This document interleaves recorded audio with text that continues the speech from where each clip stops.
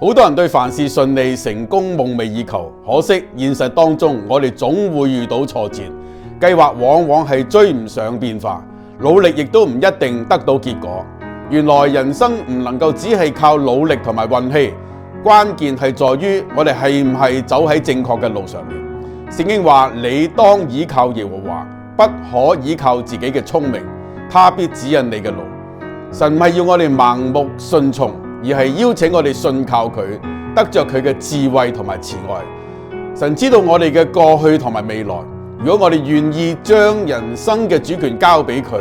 就唔再孤軍作戰，喺風浪當中亦無所畏懼，因為有佢同在同埋引路。